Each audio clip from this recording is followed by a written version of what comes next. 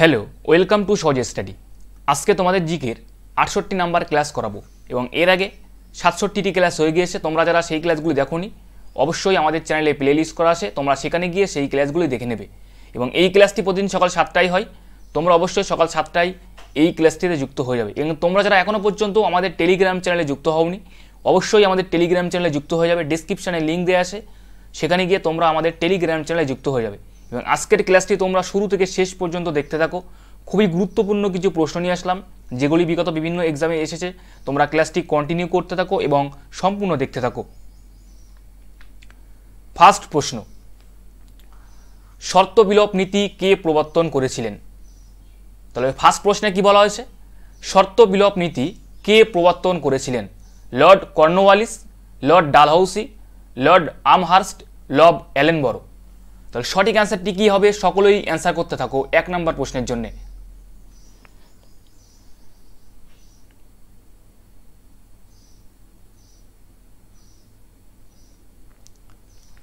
Lord Dalhousie.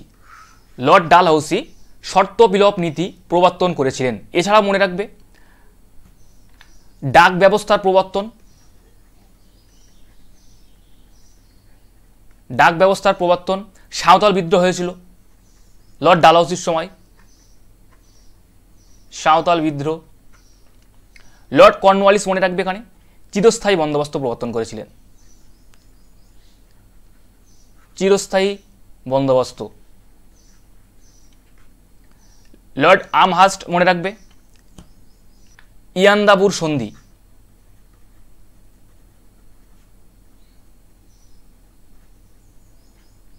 Lord অ্যালেনবরো Das প্রথা বিলোপ করেছিলেন, দাস প্রথা বিলোপ করেন। নেক্সট প্রশ্ন, বায়ুমণ্ডলের সবচেয়ে ঘন ও ভারী স্তর কোনটি? Mesosphere, troposphere, stratosphere, exosphere. তাহলে সঠিক অ্যান্সারটি কী হবে? সকলেই অ্যান্সার করতে থাকো। বায়ুমণ্ডলের সবচেয়ে ঘন ও ভারী স্তর কোনটি?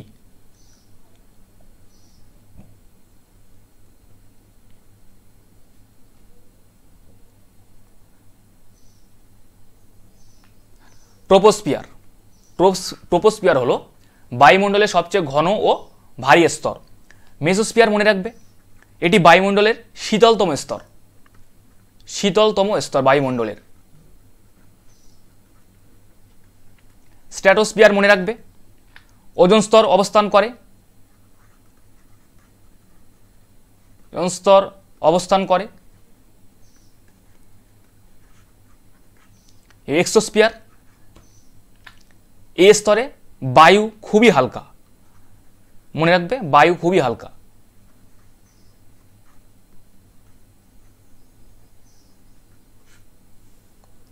নেক্সট প্রশ্ন, জাতির একতা ও অখণ্ডতা শব্দগুলো কোথায় পাওয়া যায়? নির্দেশমূলক নীতি, জরুরি বিধান, প্রস্তাবনা, মৌলিক কর্তব্য। তাহলে সকলেই অ্যান্সার করতে থাকো। সঠিক অ্যান্সারটি কী হবে? জাতির একতা ও অখণ্ডতা শব্দগুলো কোথায় পাওয়া যায়?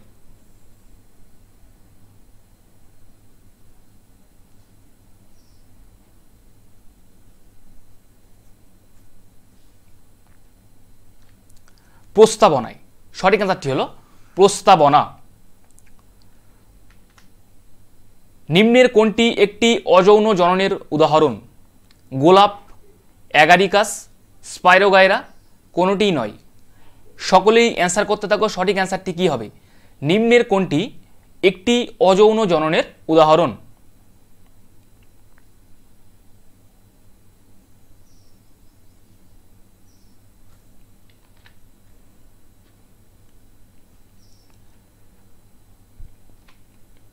অ্যাগারিকাস। অ্যাগারিকাস হলো একটি অযৌন জননের উদাহরণ। গোলাপ মনে রাখবে অঙ্গজ জননের উদাহরণ, অঙ্গজ জননের উদাহরণ। স্পাইরোগাইরা মনে রাখবে এখানে অপুংজনি বা পার্থেনোজেনেসিস,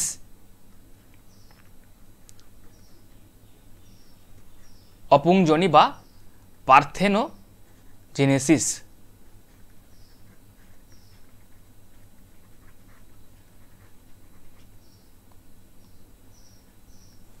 নেক্সট প্রশ্ন, সিন্ধু সভ্যতার কোন নগরীতে বৃহৎ শিলালেখ পাওয়া গেছে? মহেঞ্জোদারো, কালীবঙ্গান, ধোলাভিরা, বনওয়ালি। সকলেই অ্যান্সার করতে থাকো, সঠিক অ্যান্সারটি কী হবে? সিন্ধু সভ্যতার কোন নগরীতে বৃহৎ শিলালেখ পাওয়া গেছে? এবং ক্লাসটির জন্য অবশ্যই একটি লাইক করে দেবে সকলেই।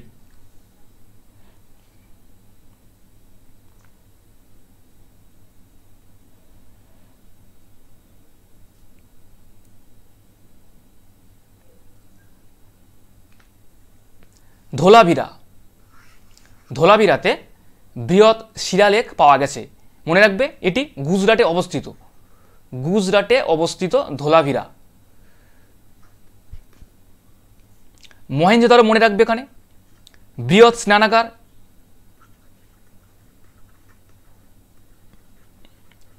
স্নানাগার, বৃহৎ শস্যাগার পাওয়া গেছে।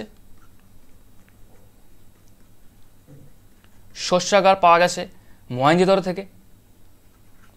কালীবঙ্গান মনে রাখবে দুর্গ দ্বারা পরিবেষ্টিত শহর।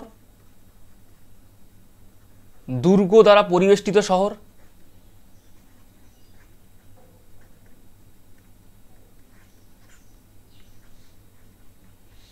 কালীবঙ্গান রাজস্থানে অবস্থিত।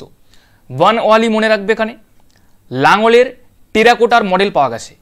মনে রাখবে লাঙ্গলের টেরাকোটার মডেল।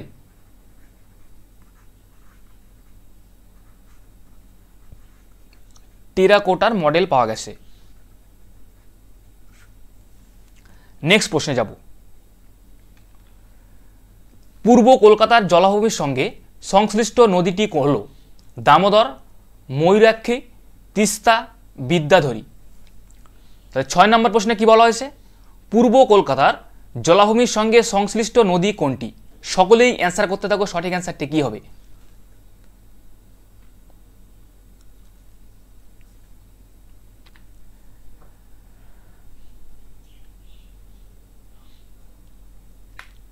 বিদ্যাধরী।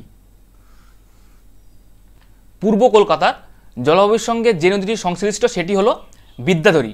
এখানে মনে রাখবে পূর্ব কলকাতার জলাভূমি হলো একটি রামসার সাইট। পশ্চিমবঙ্গে 2টি রামসার সাইট আছে। 2টি রামসার সাইট। 2টি রামসার সাইট আছে। একটি হলো পূর্ব কলকাতার জলাভূমি, যেটি 2002 সালে রামসার সাইটে স্বীকৃতি পায়। আরেকটি হলো সুন্দরবন জলাভূমি।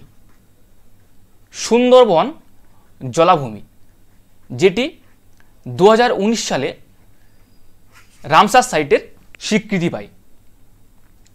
নেক্সট প্রশ্ন, মানবদেহের দীর্ঘতম কোষ কোনটি? স্নায়ুকোষ, পেশিকোষ, কঙ্কাল পেশিকোষ, ডিম্বাশয় কোষ। সকলেই অ্যান্সার করতে থাকো, সঠিক অ্যান্সারটি কি হবে? মানবদেহের দীর্ঘতম কোষ কোনটি?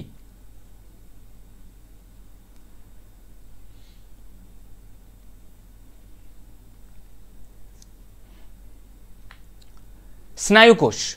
স্নায়ুকোষ হলো মানবদেহের দীর্ঘতম কোষ।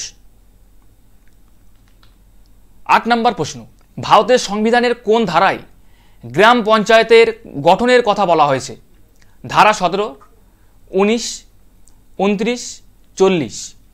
তাহলে কত নাম্বার ধারায় গ্রাম পঞ্চায়েতের গঠনের কথা বলা হয়েছে? সকলেই অ্যান্সার করতে থাকো, সঠিক অ্যান্সারটি কি হবে 8 নম্বর প্রশ্নের জন্যে?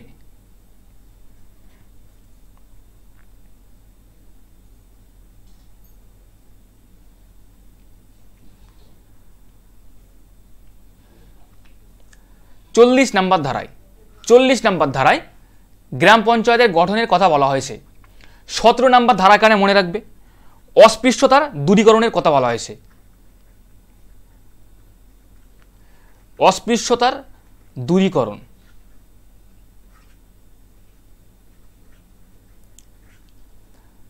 19 নম্বর ধারায় মনে রাখবে নাগরিকদের বাক স্বাধীনতার নির্দেশ দেয়। নাগরিকদের বাক স্বাধীনতা।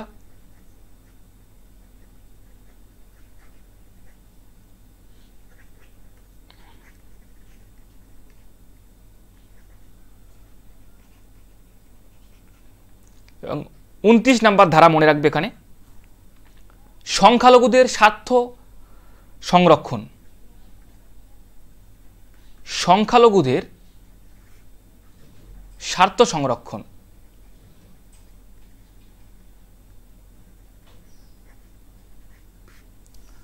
তাই 40 নাম্বার ধারায় গ্রাম পঞ্চায়েতের কথা বলা হয়েছে, 17 নাম্বার ধারায় অস্পৃশ্যতার দূরীকরণ, 19 নাম্বার ধারায় নাগরিকদের বাক স্বাধীনতার কথা নির্দেশ দেয় এবং 29 নাম্বার ধারাতে বলা হয়েছে সংখ্যালঘুদের স্বার্থ সংরক্ষণ। নেক্সট প্রশ্ন, হিমালয় পর্বতশ্রেণী হল ভঙ্গিল পর্বত, অবশিষ্ট পর্বত, আগ্নেয়গিরি, স্তূপ পর্বত। তাহলে সঠিক অ্যান্সারটি কী হবে? সকলেই অ্যান্সার করতে থাকো। হিমালয় পর্বতশ্রেণী হল কোন ধরনের পর্বত?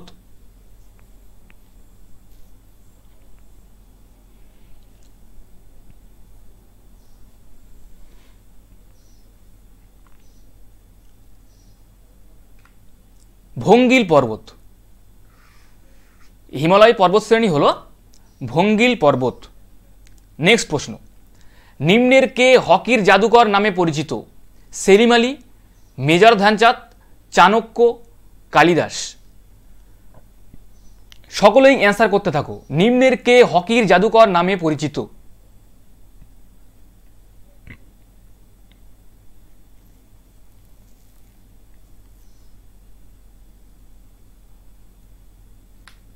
মেজর ধ্যানচাঁদ। মেজর ধ্যানচাঁদ হকির জাদুকর নামে পরিচিত। সেলিম আলী মনে রাখবে এখানে ভারতের পক্ষী মানব নামে পরিচিত। ভারতের পক্ষী মানব। পক্ষী মানব নামে পরিচিত সেলিম আলী। চাণক্য মনে রাখবে এখানে ভারতের মেকিয়াভেলি। ভারতের মেকিয়াভেলি নামে পরিচিত চাণক্য। এবং কালিদাস ভারতের শেক্সপিয়ার।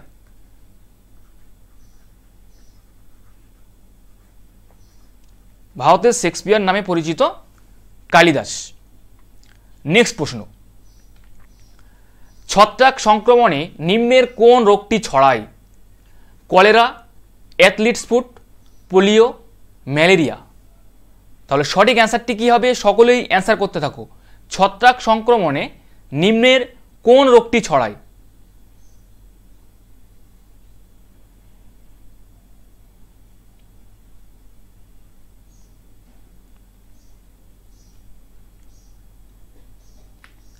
অ্যাথলিটস ফুট, এটি ছত্রাক সংক্রমণের দ্বারা ছড়ায়। কলেরা মনে রাখবে এটি ব্যাকটেরিয়ার দ্বারা ছড়ায়।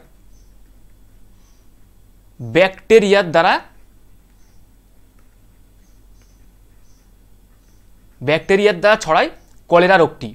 পোলিও এটি ভাইরাস দ্বারা ছড়ায়। ভাইরাস দ্বারা। ম্যালেরিয়া প্রোটোজোয়া দ্বারা, প্রোটোজোয়া ঘটিত রোগ।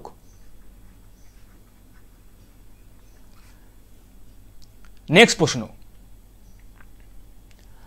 লবঙ্গ পাওয়া যায় নিম্নের কোন অংশ থেকে? পাতা, কাণ্ড, ফুলের মুকুল, মূল।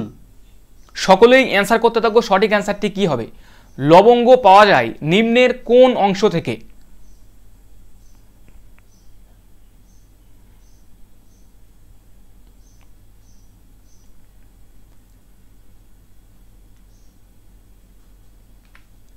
ফুলের মুকুল।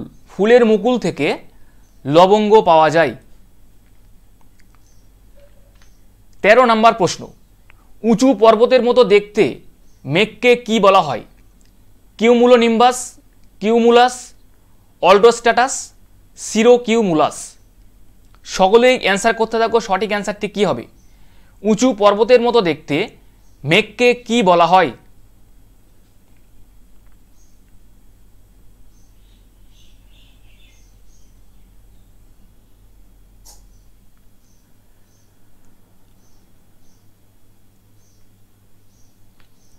কিউমুলোনিম্বাস। উঁচু পর্বতের মতো দেখতে মেঘকে বলা হয় কিউমুলোনিম্বাস। এছাড়া মনে রাখবে এই মেঘে বজ্র বিদ্যুৎ সহ প্রবল বৃষ্টিপাতের ধারণা দেয়। বজ্র বিদ্যুৎ সহ প্রবল বৃষ্টিপাত।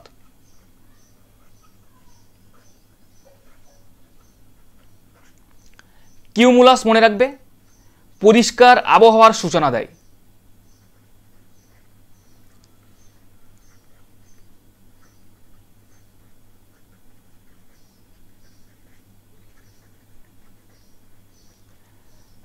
অল্টোস্ট্যাটাস একটানা বৃষ্টির পূর্বাভাস বোঝা যায়।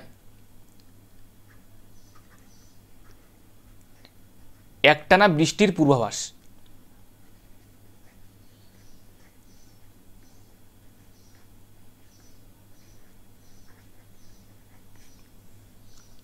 নেক্সট প্রশ্ন,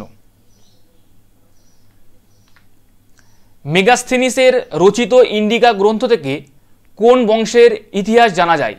পল্লব, চালুক্য, গুপ্ত, মৌর্য। তাহলে সঠিক অ্যান্সারটি কী হবে? সকলেই অ্যান্সার করতে থাকো।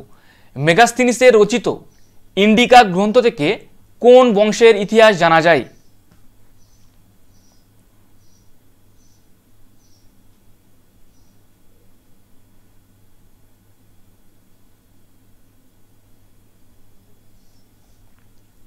তাহলে সঠিক অ্যান্সারটি কী হবে? মৌর্য। মৌর্য বংশের কথা জানা যায়। এখানে মনে রাখবে মেগাস্থেনিস চন্দ্রগুপ্ত মৌর্যের সময় ভারতে আসেন। চন্দ্রগুপ্ত মৌর্যের সময় ভারতে আসেন এবং গ্রিকরা চন্দ্রগুপ্ত মৌর্যকে স্যান্ডোকোটাস বলতো। মনে রাখবে স্যান্ডোকোটাস বলতো। স্যান্ডোকোটাস বলতো গ্রিকরা চন্দ্রগুপ্ত মৌর্যকে। চন্দ্রগুপ্ত মৌর্য হলো মৌর্য বংশের প্রতিষ্ঠাতা এবং শ্রেষ্ঠ সম্রাট হলো অশোক। অশোক হলো মৌর্য বংশের শ্রেষ্ঠ শাসক। এখানে মনে রাখবে অশোকের সময়ে পাটলিপুত্রে তৃতীয় বৌদ্ধ সম্মেলনটি হয়েছিল। তৃতীয় বৌদ্ধ সম্মেলনটি হয়েছিল অশোকের সময়ে পাটলিপুত্রে। নেক্সট প্রশ্ন, দুধের বর্ণ সাদা হওয়ার কারণ কি? Albumin, lactose, casein, globulin. তাহলে সঠিক অ্যান্সারটি কী হবে? দুধের বর্ণ সাদা হওয়ার কারণ কি?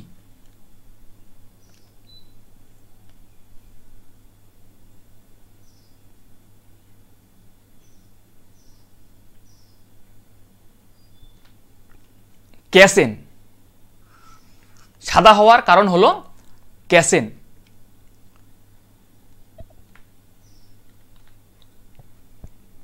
16 নাম্বার প্রশ্ন, ভারতের প্রথম মহিলা মুখ্যমন্ত্রী কে ছিলেন?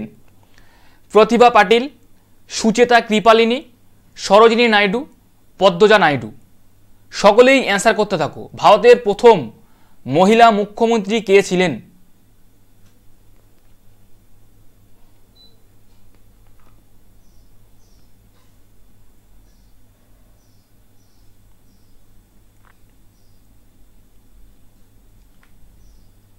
সুচেতা কৃপালিনী। সুচেতা কৃপালিনী ভারতের প্রথম মহিলা মুখ্যমন্ত্রী ছিলেন। তিনি উত্তরপ্রদেশের মহিলা মুখ্যমন্ত্রী ছিলেন। উত্তরপ্রদেশের। প্রতিভা পাটিল মনে রাখবে ভারতের প্রথম মহিলা রাষ্ট্রপতি। প্রথম মহিলা রাষ্ট্রপতি।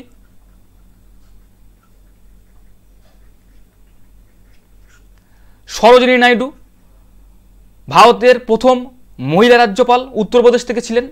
প্রথম মহিলা রাজ্যপাল। প্রথম মহিলা রাজ্যপাল।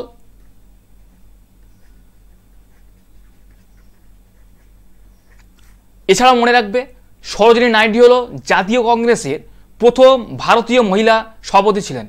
জাতীয় কংগ্রেসের প্রথম ভারতীয় মহিলা সভাপতি এবং জাতীয় কংগ্রেসের প্রথম সভাপতি হলো অ্যানি বেসান্ত। প্রথম মহিলা সভাপতি হলো অ্যানি বেসান্ত এবং ভারতীয় মহিলা সভাপতি হলো সরোজিনী নাইডু। এবং পদ্মজা নাইডু এখানে মনে রাখবে পশ্চিমবঙ্গের প্রথম মহিলা রাজ্যপাল ছিলেন।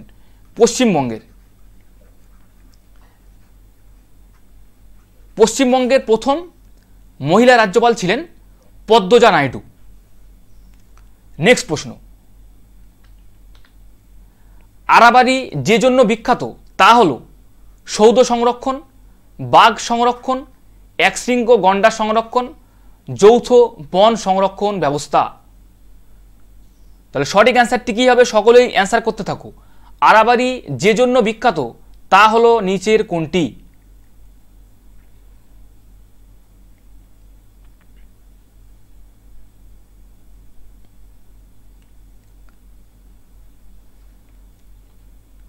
যৌথ বন সংরক্ষণ ব্যবস্থা। আরাবারি যে জন্য বিখ্যাত সেটি হলো যৌথ বন সংরক্ষণ ব্যবস্থা। নেক্সট প্রশ্ন,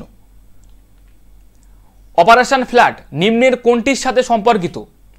মালদ্বীপের সুনামির জন্য ত্রাণ, দুধ উৎপাদন, কলকাতার হকার উচ্ছেদ, ভারতের সাক্ষরতার অভিযান।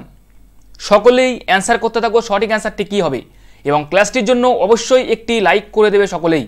এবং তোমরা যারা এখনও পর্যন্ত আমাদের টেলিগ্রাম চ্যানেলে যুক্ত হওনি, অবশ্যই আমাদের টেলিগ্রাম চ্যানেলে যুক্ত হয়ে যাবে। ডিসক্রিপশানে লিঙ্ক দেওয়া আছে, সেখানে গিয়ে তোমরা আমাদের টেলিগ্রাম চ্যানেলে যুক্ত হয়ে যাবে। তাহলে সঠিক অ্যান্সারটি কী হবে 18 নম্বর প্রশ্নের জন্য? অপারেশন ফ্লাড নিম্নের কোনটির সাথে সম্পর্কিত? দুধ উৎপাদন। দুধ উৎপাদন এটি অপারেশন ফ্লাডের সাথে সম্পর্কিত। মালদ্বীপের সুনামির জন্য ত্রাণ, এটি মনে রাখবে। Operation castor,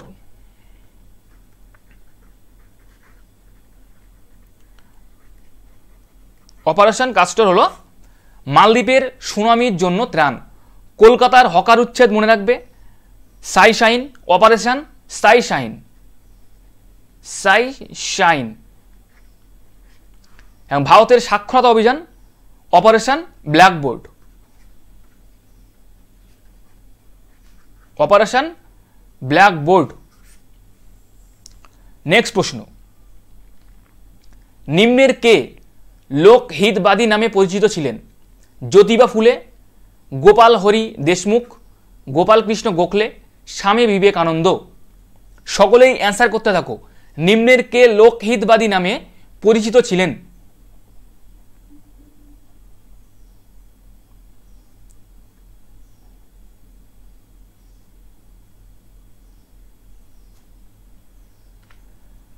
Gopal Hari Deshmukh.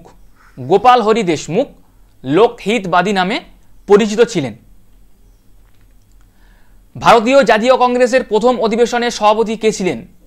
Surendranath Banerjee, এ.ও. Hume, Umeshchandra Banerjee, দাদাভাই নৌরোজি। সকলেই অ্যান্সার করতে থাকো। ভারতীয় জাতীয় কংগ্রেসের প্রথম অধিবেশনের সভাপতি কে ছিলেন?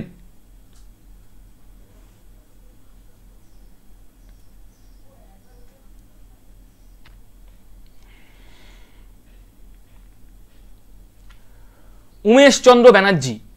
উমেশচন্দ্র ব্যানার্জি ভারতীয় জাতীয় কংগ্রেসের প্রথম অধিবেশনের সভাপতি ছিলেন। 1885 খ্রিস্টাব্দে বোম্বে অধিবেশনে প্রথম জাতীয় কংগ্রেসের সভাপতি ছিলেন উমেশচন্দ্র ব্যানার্জি। দাদাভাই নৌরোজি মনে রাখবে, দাদাভাই নৌরোজি 3 বার জাতীয় কংগ্রেসের সভাপতি ছিলেন। একবার 1886 কলকাতা অধিবেশনে, 1893 লাহোর অধিবেশনে এবং 1906 কলকাতা অধিবেশনে। এই 3টি অধিবেশনে দাদাভাই নৌরোজি জাতীয় কংগ্রেসের সভাপতি ছিলেন। এছাড়াও মনে রাখবে দাদাভাই নৌরোজিকে গ্র্যান্ড ওল্ড ম্যান বলা হতো। এ.ও. হিউম মনে রাখবে জাতীয় কংগ্রেসের প্রতিষ্ঠাতা, জাতীয় কংগ্রেসের প্রতিষ্ঠাতা।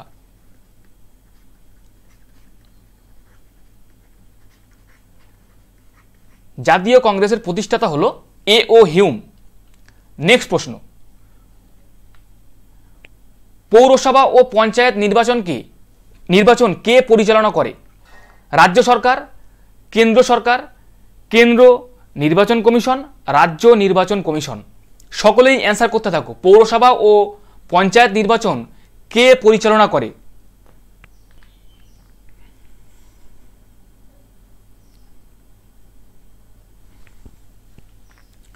রাজ্য নির্বাচন কমিশন।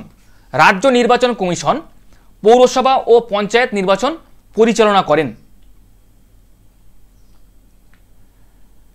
কোন মারাঠা রাষ্ট্রনেতা 1802 খ্রিস্টাব্দের 31শে ডিসেম্বর বেসিনের সন্ধিতে স্বাক্ষর করেছিলেন? দ্বিতীয় বাজিরাও, বিঠুজি হোলকার, দৌলত রাও সিন্ধিয়া, মাধব রাও নারায়ণ। সকলেই অ্যান্সার করতে থাকো, সঠিক অ্যান্সারটি কী হবে?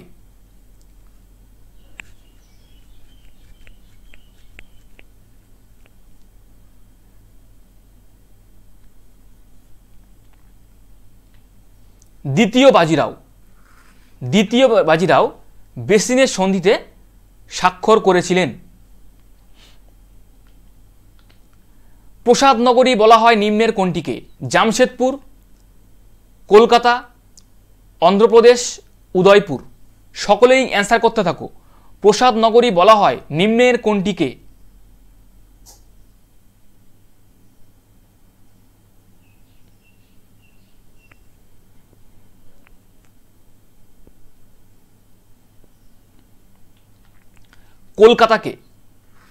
কলকাতাকে প্রসাদ নগরী বলা হয়।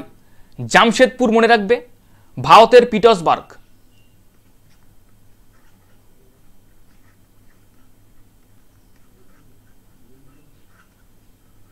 ভারতের পিটসবার্গ বলা হয় জামশেদপুরকে। অন্ধ্রপ্রদেশ এশিয়ার ডিমের ঝুড়ি বলা হয়।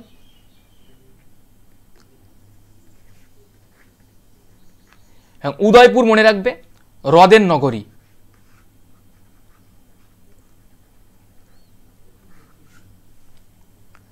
নেক্সট প্রশ্ন,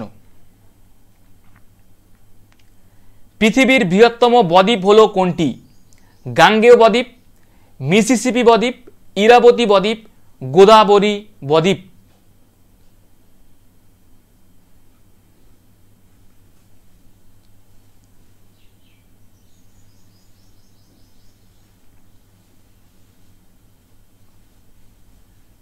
তাহলে সঠিক অ্যান্সারটি কী হবে 24 নম্বর প্রশ্নের জন্য? সঠিক অ্যান্সারটি হলো গাঙ্গেয় বদ্বীপ। পৃথিবীর বৃহত্তম বদ্বীপ হলো গাঙ্গেয় বদ্বীপ।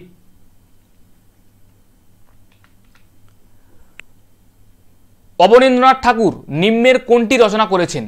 অগ্নিবীণা, রাসকাহিনী, খেরোর পাতা, কালা পাহাড়। সকলেই অ্যান্সার করতে থাকো।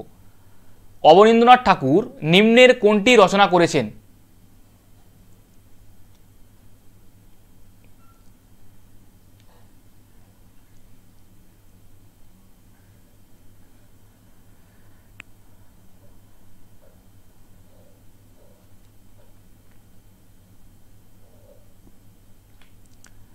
রাজকাহিনী। অবনীন্দ্রনাথ ঠাকুর যেটি রচনা করেছেন সেটি হলো রাজকাহিনী। অগ্নিবীণা কে রচনা করেছেন? কাজী নজরুল ইসলাম। কাজী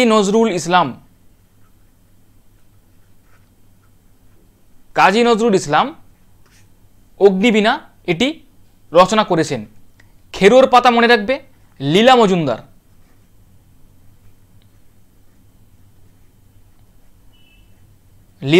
রচনা করেছেন। কালা পাহাড় তারাশঙ্কর বন্দ্যোপাধ্যায়।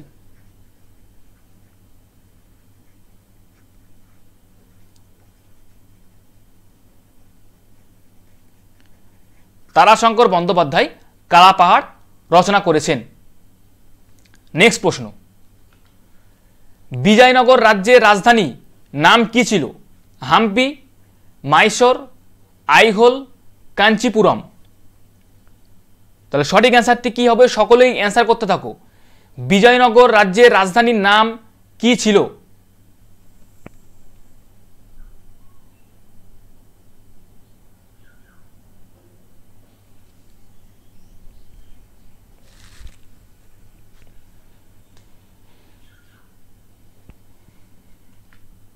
হাম্পি। সঠিক অ্যান্সারটি হলো হাম্পি। বিজয়নগর রাজ্যের রাজধানীর নাম ছিল হাম্পি। নেক্সট প্রশ্ন, সবচেয়ে হালকা গ্যাস কোনটি? Nitrogen, oxygen, helium, hydrogen. সকলেই অ্যান্সার করতে থাকো। সবচেয়ে হালকা গ্যাস কোনটি?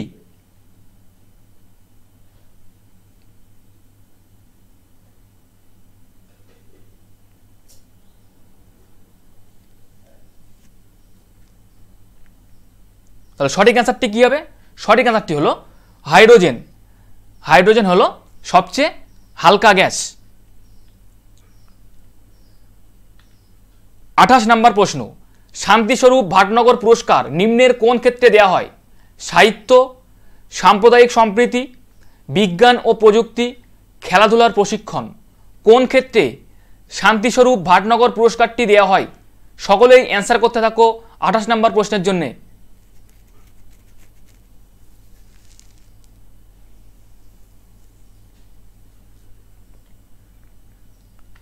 সঠিক অ্যান্সারটি হলো বিজ্ঞান ও প্রযুক্তির ক্ষেত্রে। বিজ্ঞান ও প্রযুক্তির ক্ষেত্রে শান্তিস্বরূপ ভাটনগর পুরস্কারটি দেওয়া হয়। সাহিত্য মনে রাখবে, জ্ঞানপীঠ পুরস্কার দেওয়া হয় সাহিত্যের ক্ষেত্রে।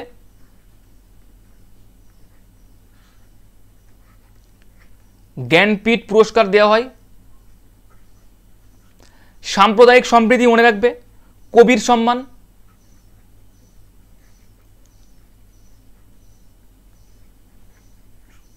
খেলাধুলার প্রশিক্ষণ মনে রাখবে, দ্রোণাচার্য পুরস্কার।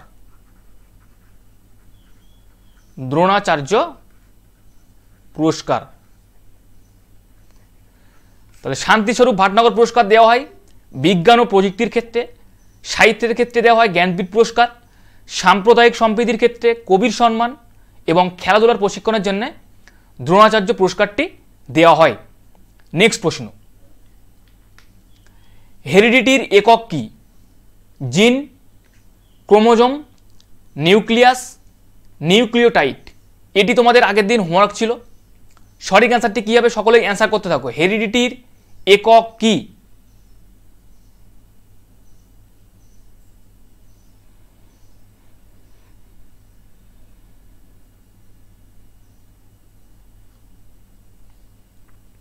সঠিক অ্যান্সারটি হলো জিন। জিন হলো হেরিডিটির একক। নেক্সট প্রশ্ন, 30 নম্বর প্রশ্ন, নিচের কোনটি ভারতের বৃহত্তম ভাষাগোষ্ঠী? চীন তিব্বতীয়, অস্ট্রিক, ইন্দো আর্য, দ্রাবিডিয়ান। তাহলে 30 নম্বর প্রশ্নে কি বলা হয়েছে? নিচের কোনটি ভারতের বৃহত্তম ভাষাগোষ্ঠী? এটি তোমাদের হোমওয়ার্ক থাকলো।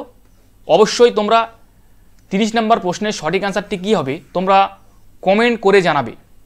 এই ছিল আমাদের 30টার মতো কিছু প্রশ্ন। ক্লাসটি কেমন ছিল অবশ্যই তোমরা কমেন্ট করে জানাবে এবং ক্লাসটির জন্য অবশ্যই একটি লাইক করে দেবে সকলেই। এবং তোমরা যারা এখনও পর্যন্ত আমাদের টেলিগ্রাম চ্যানেলে যুক্ত হওনি অবশ্যই আমাদের টেলিগ্রাম চ্যানেলে যুক্ত হয়ে যাবে। ডেসক্রিপশানে লিঙ্ক দেওয়া আছে, সেখানে গিয়ে তোমরা আমাদের টেলিগ্রাম চ্যানেলে যুক্ত হয়ে যাবে। এবং আজকে ক্লাসটি তোমরা অবশ্যই লাইক করে দেবে সকলেই। আজকে এখানেই ক্লাসটি শেষ করব।